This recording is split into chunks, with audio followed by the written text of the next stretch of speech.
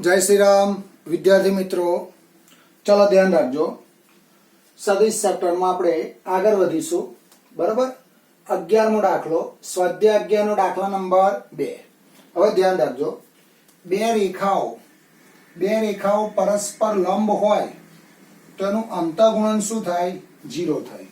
जो बे रेखाओं परस्पर लंब होय तो एनुं अंतःगुणन शुं थशे? 0 थशे। बराबर। तो अहींया शुं कह्युं छे? परस्पर लंब होय तेवी बे रेखाओनी दिक् कोसाय। એટલે આ જે પહેલી રેખા છે એને હું L1 કહી દઉં અને આ જે બીજી રેખા છે એની દિક્ કોસાઇનને હું શું કહું? L2 કહું। હવે આ L1 અને L2 બંનેને લંબ રેખા, એટલે આ બે જે રેખા છે L1 અને L2, આ L1 અને L2 ને આ જે રેખા છે લંબ છે। એટલે આ જે રેખા છે બંનેને લંબ હોય એવી રેખાની દિક્ કોસાઇન આપણે આ સાબિત કરવાની છે। તો આ બંને રેખાને લંબ હોય એવી રેખા હું L લઉં। બરાબર। એટલે L1 L ને લંબ છે અને L2 L ને લંબ છે। એટલે આ બંનેને લંબ હોય એવી જે રેખા છે L, એ L ની મારે દિક્ કોસાઇન આ છે એવું સાબિત કરવાનું। બરાબર। હવે ધ્યાન રાખજો, પહેલી જે રેખા છે, પહેલી રેખા L1, તો L1 ની દિક્ કોસાઇન શું છે? L1 M1 અને M1। અને બીજી જે રેખા છે એની દિક્ કોસાઇન શું છે? L2 M2 અને N2। હવે માગેલ જે રેખા છે, માગેલ લંબ રેખા, તો માગેલ લંબ રેખા જે છે L, બરાબર, માગેલ લંબ રેખા એની દિક્ કોસાઇન હું LMN એમાં શું કરવાની? શોધવાની। જો LMN ની દિક્ કોસાઇન આપણે આ છે એવું બતાવવાનું છે। એટલે પહેલી જે રેખા છે એની દિક્ કોસાઇન L1 છે, બીજી રેખાની દિક્ કોસાઇન L2 છે, અને L1 L ને લંબ છે અને L2 પણ L ને શું છે? લંબ છે। હવે આ બંને એકબીજાને લંબ હોય તો આનું અંતઃગુણન શું થાય? 0 થાય। એટલે L1 ડોટ L બરાબર 0 અને L2 ડોટ L બરાબર 0। હવે L1 ની દિક્ કોસાઇન શું છે? જોજો, L1 M1 N1 dot L ની દિક્ કોસાઇન શું છે? LMN બરાબર 0। બંનેનું અંતઃગુણન કરો એટલે LL1 plus MM1 plus NN1 બરાબર 0। L2 ની દિક્ કોસાઇન શું છે? L2 M2 N2 dot L ની દિક્ કોસાઇન શું છે? LMN બરાબર 0। બંનેનું અંતઃગુણન કરો એટલે LL2 plus MM2 plus NN2 બરાબર 0। અને પરિણામ નંબર 1 આપો, પરિણામ નંબર 2 આપો। હવે અહીંયા જો L M અને N, અહીંયા L M અને N, બરાબર। તો આ બંનેને આપણે સોલ્વ કરીશું। તો L શોધવો હોય તો L ના છેદમાં L બરાબર માઈનસ M બરાબર N। તો અહીંયા શું કરવાનું? જો L વાળું પદ બંધ કરી દો, L વાળું બંધ પદ આ બે આમ કન્ટિન્યુ લખી દો, LL1 plus MM1 plus NN1 બરાબર 0 અને LL2 plus MM2 plus NN2 બરાબર 0। હવે L શોધો તો L વાળા પદ બંધ કરી દો। બરાબર। તો અહીંયા શું આવશે? M1 N1 માનાંકમાં લખીશું M1 N1 અને M2 M2, પછી N બંધ કરી દો તો L1 L1 N1 અને અહીંયા આવશે L2 N2, પછી અચળ પદ બંધ કરી દો એટલે અહીંયા આવશે L1 M1 L2 M2। બરાબર। ચલો આનું ત્રિયાની સાઈડથી સાદરૂપ આપો, આનું ત્રિયાની સાઈડથી સાદરૂપ આપીએ। આનું તમે ત્રિયાની સાઈડથી સાદરૂપ આપશો એટલે અહીંયા આવશે L અપોન આનો ક્રોસ ગુણાકાર કરો તો M1 N2 minus N1 M2 બરાબર minus M upon L1 N2 minus L1 L2। બરાબર। હવે આ માઈનસ ના લખવું હોય, આ માઈનસ ના લખવું હોય તો આ પ્લસ કરી દો અને આ માઈનસ કરી દો અને અહીંયા આવશે L upon L1 M2 minus M1 L2 બરાબર. તો જો આજે આની દિક કોસાઇન L બરાબર આ મળ્યા, M બરાબર આ મળ્યા અને N બરાબર આ મળ્યા, એટલે આની દિક કોસાઇન આવી ગઈ. તો આ જે દિક કોસાઇન છે શું છે, બંનેને લંબ રેખાની દિક કોસાઇન છે. બરાબર. ચલો ફરીથી આખો દાખલો જુઓ. જો આ દાખલામાં શું કહે છે તમને કે પરસ્પર લંબ હોય તેવી બે રેખાઓની દિક કોસાઇન, એટલે બે રેખાઓ કેવી છે, આમ પરસ્પર લંબ છે. આમ તમે ત્રિપરિમાણમાં વિચારો તો નીચેની બે રેખાઓ લંબ છે અને એને જે લંબ રેખા છે એ લંબ રેખાની દિક કોસાઇન આપણે આ સાબિત કરવાની છે. તો આમ તમે રૂમ હોય, રૂમનો ખૂણો વિચારો તો ખૂણાની જે રેખા છે નીચેની બે રેખાને કેવી છે, લંબ છે. તો જે બે નીચેની રેખાઓ છે એની દિક કોસાઇન તમને આપેલી છે. એટલે હું પહેલા એવું ધારી લઈશ, ધારો કે રેખા L1 ની દિક કોસાઇન L1 M1 N1 છે અને બીજી જે રેખા L2 છે એની દિક કોસાઇન L2 M2 N2 છે. હવે મારી જે રેખા છે L, એ L આ બંને રેખાને શું છે, લંબ છે. એટલે L L1 ને લંબ છે અને L L2 ને લંબ છે. તો બંનેનું અંતઃગુણન શું થશે, 0 થશે. મારે જે રેખા શોધવાની છે એ રેખાની દિક કોસાઇન હું LMN ધારી લઈશ. પછી આનો ઉપયોગ કરીશ એટલે આ બે ઇક્વેશન મળશે અને આ બેને આ રીતે સોલ્વ કરીશ એટલે L M અને N મળશે. અને L M N એ બંને રેખાઓને જે લંબ રેખા છે એની શું થશે, દિક કોસાઇન થશે. ચલો પછી 12 નંબરનો દાખલો જો 11.2 નો.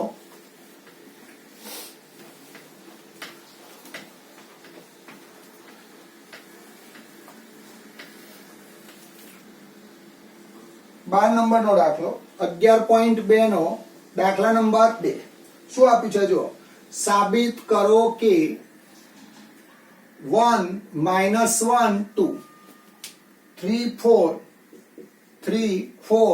-2 બિંદુઓમાંથી પસાર થતી રેખા, આ બે બિંદુમાંથી પસાર થતી રેખા 0 3 2 અને 3 5 6 બિંદુઓમાંથી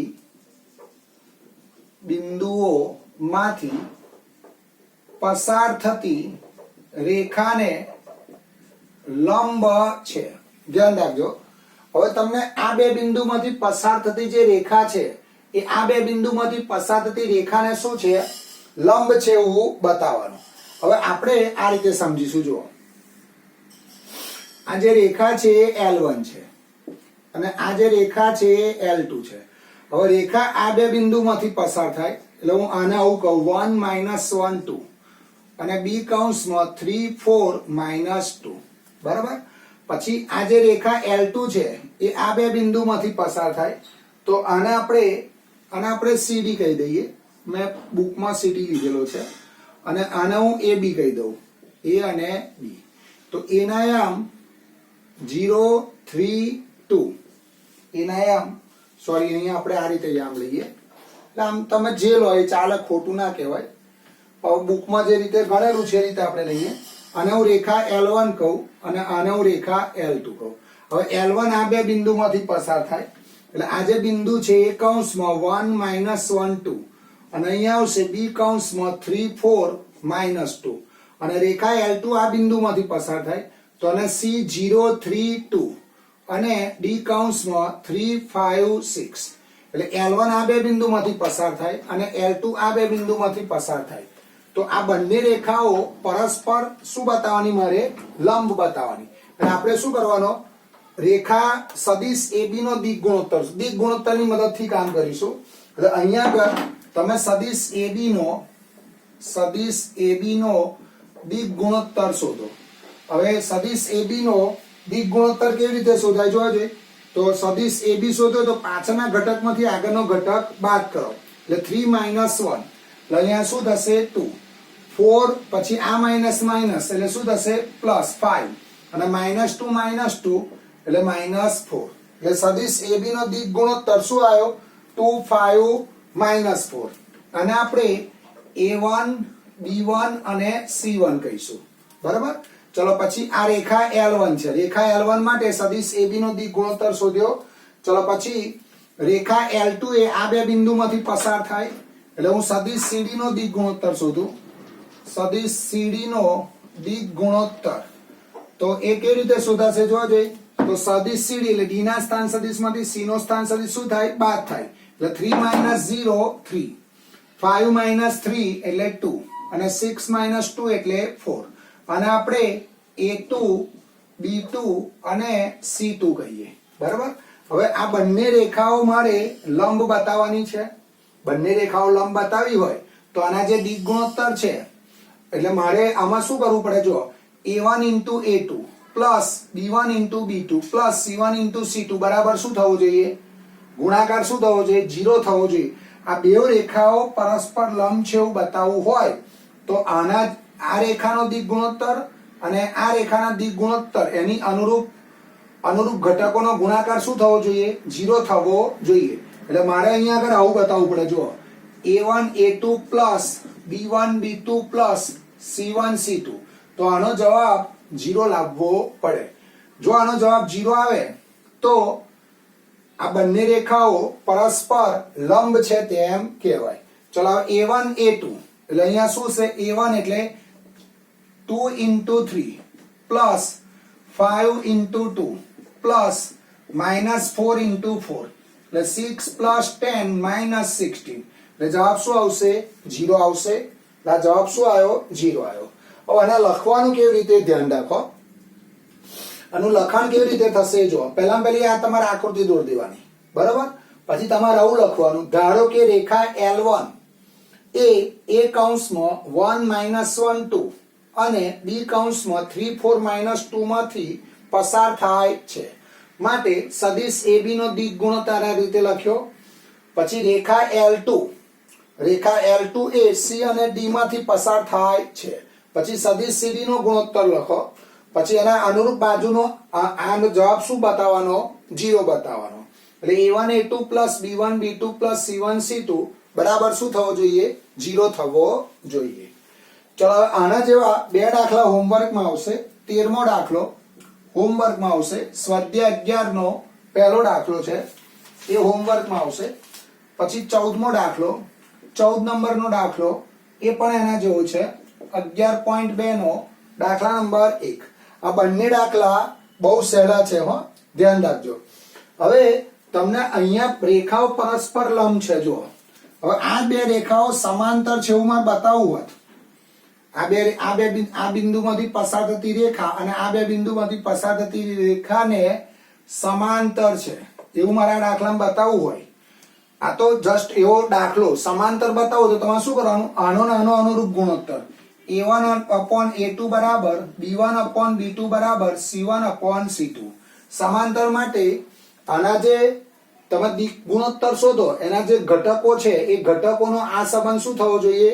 સાચો પડવો જોઈએ.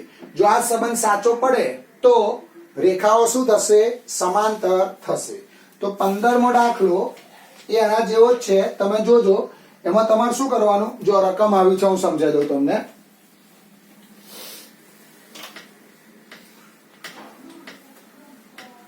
ચલો 15મો દાખલો ધ્યાન રાખજો. એમાં આવું આપેલું છે 11.2 નો દાખલા નંબર 3. સાબિત કરો કે 4 7 8 2 3 4 બિંદુઓમાંથી પસાર થતી રેખા આ બે બિંદુઓમાંથી પસાર થતી રેખા -1 -2 1 1 2 5 બિંદુઓમાંથી પસાર થતી રેખાને સમાંતર છે. એટલે તમારે શું કરવાનું? આ બે બિંદુમાંથી પસાર થતી જે રેખા છે એ રેખાનો દિક ગુણોત્તર શોધવાનો અને આ બે બિંદુમાંથી પસાર થતી રેખાનો દિક ગુણોત્તર શોધવાનો. આ બે બિંદુમાંથી પસાર થતી જે રેખા આવે એનો જે દિક ગુણોત્તર છે એને A1 B1 C1 કહેવાના અને આ બે બિંદુમાંથી પસાર થતી રેખાનો જે દિક ગુણોત્તર આવે એને A2 B2 અને C2 કહેવાનો. પછી અનુરૂપ બાજુનો ગુણોત્તર સરખો થવો જોઈએ. આ સંબંધ સાચો પડવો જોઈએ. બરાબર. આ સંબંધ સાચો પડે તો રેખાઓ કેવી થશે? સમાંતર થશે. બરાબર. ચલો પછી નવો ટોપિક આવશે, અવકાશમાં રેખાનું સમીકરણ. હવે ધ્યાન રાખજો, હવે આ જે ટોપિક છે એ ટોપિકમાં તમે આ વસ્તુ પહેલા કોઈ જગ્યાએ શીખ્યા નહીં હોય. અવકાશમાં રેખાનું સમીકરણ. હવે અવકાશ એટલે ત્રિપરિમાણ R3, એટલે આ તમારી R3 છે. બરાબર, આ R3 છે. હવે આ જે રેખા છે એ રેખા પોતે એ બાર બિંદુમાંથી શું થાય છે? પસાર થાય છે. એટલે આ બિંદુમાંથી પસાર થતી જે રેખા છે રેખા L છે, અને એ રેખાની દિક કોસાઇન એટલે રેખાની દિશા B12 છે. આ રેખાની દિશા શું છે? B12. તો આ બિંદુમાંથી પસાર થતી અને આ રેખાને જે સમાંતર રેખા છે એની દિશા B12 હોય તો આ રેખા L નું, અને આપણે રેખા L કીધી, તો આ રેખા L નું સદિશ સમીકરણ R બાર બરાબર A બાર વત્તા K B bar, K belongs to R. આ તમારું સદિશ સમીકરણ થશે. હવે આ છે ને આખી થિયરી છે. અહીંયા તમે લેમ્બડા પણ લખી શકો, આપણે લેમ્બડા લઈ લઈએ. હવે આખી થિયરી છે. બરાબર, એટલે આવું છે. જો એ બારમાંથી પસાર થતી અને શૂન્યેતર સદિશ B12 વાળી રેખાનું સદિશ સમીકરણ આ થશે તમારું. હવે આ યાદ રાખજો તમે, આ થિયરી છે. બરાબર, બે સમીકરણ આવશે, સદિશ સમીકરણ ને કાર્ટેશિયન સમીકરણ. એટલે આ રેખા આ બિંદુમાંથી શું થાય છે? પસાર થાય છે. અને આ રેખા જે છે એની દિશા શું છે? B12 છે. એટલે ટૂંકમાં આ રેખાને આ શું છે? સમાંતર છે. એટલે આ રેખાને જે સમાંતર હોય એની શું થઈ જશે? દિશા થઈ જશે. દિશાને આપણે શું કહીશું? B12. તો એ રેખાનું સદિશ સમીકરણ R બાર બરાબર A બાર વત્તા lambda B12, lambda belongs to R. હવે આનું કાર્ટેશિયન સમીકરણ શોધવું હોય તો આપણે R બાર બરાબર XYZ, A બાર બરાબર X1 Y1 Z1 અને B બાર બરાબર X2 Y2 Z2 આમાં મૂકી દેવાના. બરાબર, અને ત્રણેય ઘટકો તમે સરખાવશો. આ જે દિશા છે એને હું L M N કહું. આ B બારને આપણે L M N કહીશું. દિશા છે ને એની L M N કહીશું. R બાર A બાર અને B બાર આમાં મૂકી દો. તો R બાર એટલે શું થાય? XYZ. A બાર એટલે X1 Y1 Z1 plus lambda કૌંસમાં B બાર એટલે L M અને N. તો અહીંયા આવશે XYZ બરાબર X1 plus lambda L1, Y1 plus lambda L, X1 plus lambda L, Y1 plus lambda M અને Z1 પ્લસ લેમ્બડા N. હવે અનુરૂપ ઘટકો સરખાવો. પહેલો ઘટક સરખાવો તો X બરાબર X1 plus lambda L, Y બરાબર Y1 પ્લસ લેમ્બડા M અને Z બરાબર Z1 પ્લસ લેમ્બડા N. આમાંથી લેમ્બડાને સૂત્ર કરતા બનાવો ત્રણેયમાંથી. એટલે X minus X1 upon L બરાબર lambda, Y minus Y1 upon M બરાબર lambda, Z minus Z1 upon N બરાબર લેમ્બડા. ત્રણેય લેમ્બડા સરખાવો એટલે રેખાનું કાર્ટેશિયન સમીકરણ આવું મળશે. કાર્ટેશિયન સમીકરણ X minus X1 upon L, Y minus Y1 upon M, Z minus Z1 upon N. બરાબર. હવે એક વસ્તુ ધ્યાન રાખજો, તમારે ખાલી યાદ જ રાખવાનું સીધું કે રેખા બિંદુમાંથી શું થાય છે? પસાર થાય છે. અને આ રેખાને જે સમાંતર રેખા છે એને રેખાની શું લેવાની? દિશા લેવાની. હવે તમે રેખા A બાર માંથી પસાર થાય અને એ રેખાની દિશા B બાર હોય તો રેખાનું તમારે તો આ બે યાદ જ રાખવાનું ખાલી. સદિશ સમીકરણ શું થાય? R બાર બરાબર A બાર વત્તા lambda B bar, lambda belongs to R. અને આનું કાર્ટેશિયન સમીકરણ શું થાય? X minus X1 upon L બરાબર Y minus Y1 upon M બરાબર Z minus Z1 upon N. બરાબર. તો આ તમારું સદિશ સમીકરણ થયું અને આ તમારું શું થયું? કાર્ટેશિયન સમીકરણ થયું. બરાબર. ચલો હવે એક વસ્તુ યાદ રાખીશું આપણે કે ભાઈ જે સદિશ સમીકરણ છે તો એ કેવી રીતે લખાય? આર બાર બરાબર એ બાર વત્તા લેમડા બી બાર. અને કાર્ટેશિયન સમીકરણ કેવી રીતે લખાય? x minus x1 upon l, y minus y1 upon m, z minus z1 upon n. એ તમારું શું થશે? કાર્ટેશિયન સમીકરણ થશે. ચલો હવે દાખલા આવશે. ચલો હવે પહેલા 3 દાખલા સરખા છે, ધ્યાન રાખીશું. ઉદાહરણ 6.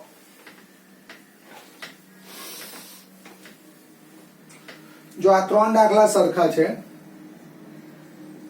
ઉદાહરણ 6 11.2 નો ચોથો દાખલો, 11.2 નો દાખલા નંબર 5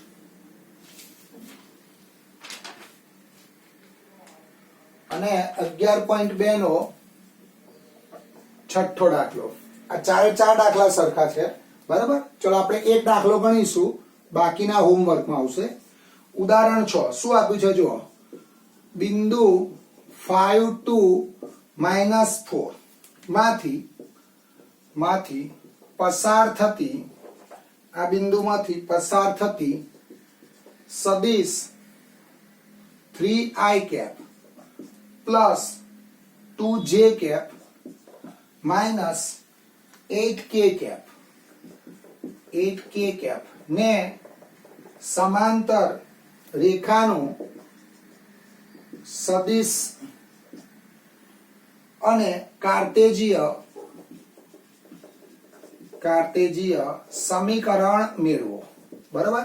હવે ધ્યાન રાખજો શું કહેવા માંગે છે. જો તમને અહીંયા આગળ આવું કે છે, આ બિંદુમાંથી પસાર થતી, એટલે તમારે તો ડાયરેક્ટ લખી જ દેવાનું. ખાલી તમારે ડાયરેક્ટ આ રીતે લખી દેવાનું. જો બે જવાબ લખી દેવાના. રેખાનું સદિશ સમીકરણ r બાર બરાબર a બાર વત્તા lambda b bar, lambda belongs to r. તમે કે પણ લખી શકો, અહીં લેમડા આપેલું છે.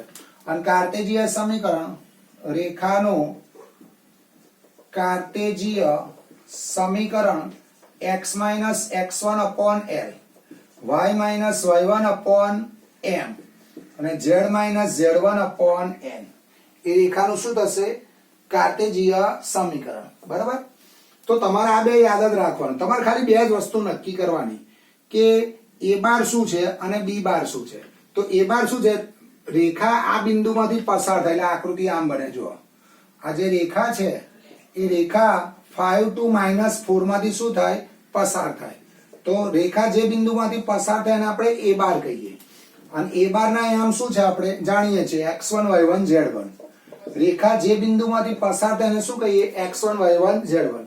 અને આ રેખાને સમાંતર રેખા, આ રેખાને સમાંતર રેખા l બાર એ તમારી દિશા આવશે LMN. તો એ કઈ આવશે? 3 2 -8. એટલે આ બિંદુમાંથી આ રેખા પસાર થાય છે અને આ રેખાને આ જે રેખા સમાંતર છે, એટલે આ રેખાને આ જે રેખા સમાંતર છે ને એનો અર્થ શું થાય? રેખાની દિશા તરીકે l બાર 3 2 -8 લઈ શકાય. બસ હવે અહીંયા કિંમતો મૂકી દો. તો r બાર બરાબર a બાર એટલે 5 2 -4 પ્લસ લેમડા કૌંસમાં b બાર એટલે આ l બાર એને આપણે b બાર કહીએ, એ રેખાની દિશા છે. તો એ શું આવશે? 3 2 -8 લેમડા બિલોંગ્સ ટુ r. આ તમારું કયું સમીકરણ થઈ ગયું? સદિશ સમીકરણ થઈ ગયું. હવે કાર્ટેશિયન સમીકરણ આમાં મૂકી દો. તો અહીંયા આવશે x માઇનસ 5 અપોન 3 બરાબર y માઇનસ 2 અપોન 2 બરાબર z પ્લસ 4 અપોન -8. આ તમારું શું થયું? કાર્ટેશિયન સમીકરણ. l m n અહીંયા આપેલા છે જોવા જોઈએ, અને x1 y1 z1 અહીંયા તમને આપેલા છે. બરાબર. હવે એક વસ્તુ યાદ રાખો, તમને રેખાનું કાર્ટેશિયન સમીકરણ આપ્યું હોય અને એના પરથી સદિશ સમીકરણ બનાવવું હોય તો એ કેવી રીતે બનાવવાનું? તો આ જે છેદના ઘટકો છે એ તમારી રેખાની દિશા થાય, એટલે l બાર થાય. એટલે એને l બાર એટલે આપણે બીજા શબ્દોમાં શું કહીએ? એને b બાર કહીએ. બરાબર. ચલો આપણે અત્યારે આટલું યાદ રાખો ને કે ભાઈ રેખાનું સદિશ સમીકરણ r બાર બરાબર a બાર વત્તા lambda b bar, lambda belongs to r. અને રેખાનું કાર્ટેશિયન સમીકરણ x minus x1 upon l, y minus y1 upon m, z minus z1 upon l. a બાર આપેલો છે અને આ દિશા તમારી અહીંયા મૂકી દો. દિશાને આપણે શું કહ્યું છે? બી બાર કહ્યું છે. ચલો એના જેવો 11.2 નો ચોથો દાખલો, 11.2 નો પાંચમો દાખલો. બરાબર, બંને દાખલા હોમવર્કમાં આવશે. ચલો પછી 11.2 નો સાતમો દાખલો અને ઉદાહરણ 8. આ બે દાખલા સરખા છે.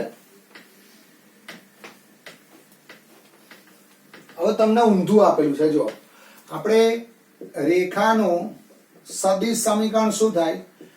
r બાર બરાબર a બાર વત્તા lambda b bar, lambda belongs to r.